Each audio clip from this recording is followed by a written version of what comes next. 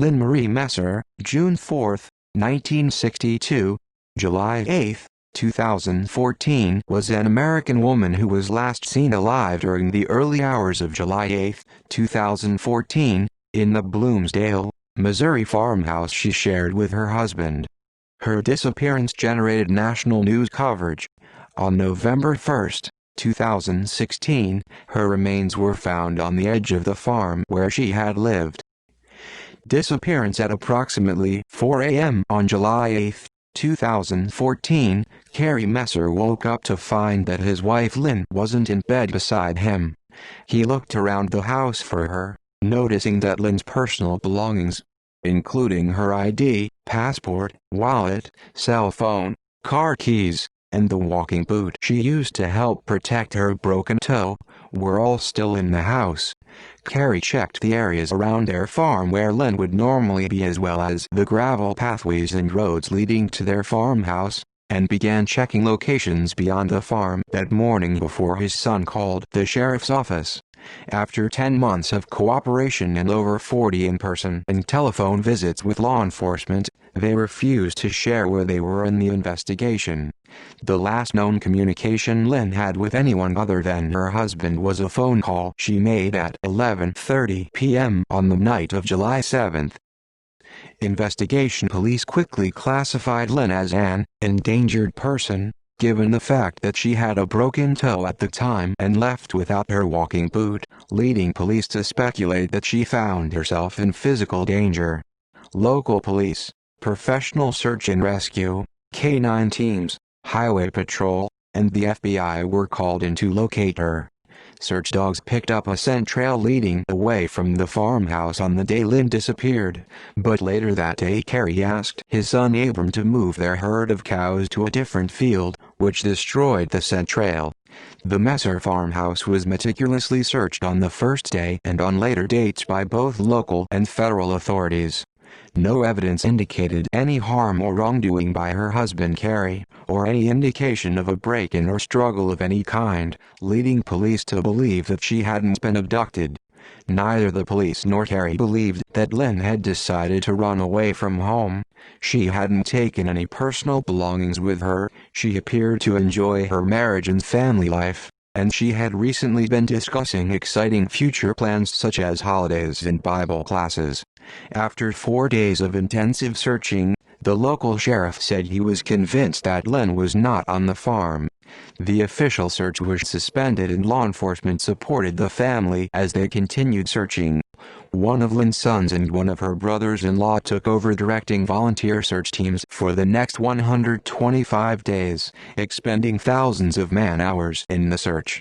It was later revealed that Lynn had left a note prior to her disappearance, but the note's contents were kept hidden by Kerry Messer. He later released a portion of the note to the public in an interview. The full note had previously been provided to sheriff's personnel, but said only that it was some kind of note of finality, but I don't know what that means, and to this day I don't understand it. He has said also that the first line was an apology. It was an "I am sorry to put you through this, I love you from the bottom of my heart." Kerry Messer explained that the note reveals some conflicts she was going through. Although he has not explicitly stated that there was an intention of suicide in the note. However, Kerry has since changed his mind and has attributed her death to suicide despite his initial insistence to the contrary. Lynn Messer's son, Abram Messer, said that his mother had tried to kill herself one time. After I asked her several times about it, she said, "I went out to the barn to kill myself, and I shot the cats instead." In the first 4 days, law enforcement directed the search of the farm and key surrounding areas. From that point, friends and family organized the search parties beyond the farm to try to find Lynn. However, all efforts proved unsuccessful. In the months following Lynn's disappearance, over 5,000 acres, 2,000 ha of land were searched. Missing posters were posted in State, Genevieve County and its surrounding counties, and a Facebook page was set up in order to try and find her. Police sorted through tips provided by members of the public, including many possible sightings that proved to be mistaken identity, but none of the tips provided any useful leads. As hunting season approached, Carey created a new not-for-profit educational program, Support the Hurting, urging hunters, hikers, and other outdoor enthusiasts to be on the lookout for anything suspicious in the woods.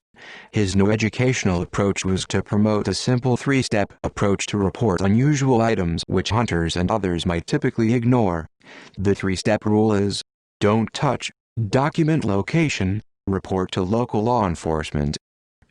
Discovery of body. On November 1, 2016, bones were discovered on the Messer farm about a mile from the house. They were immediately believed to be the remains of Lynn Messer because of glasses and artificial hips found with them, and shortly afterwards they were positively identified as her by means of dental records. Her remains were examined by Dr. Mary Case. According to Jason Schott, St. Genevieve County Sheriff's Department Major, she sent a report back on what she did, and from what Dr. Case could determine from the bones recovered, it does appear Lynn was out there for the 2-year time period, from the time she disappeared until the time she was discovered. The cause of death had not been determined, and Schott said the case will remain open until it is.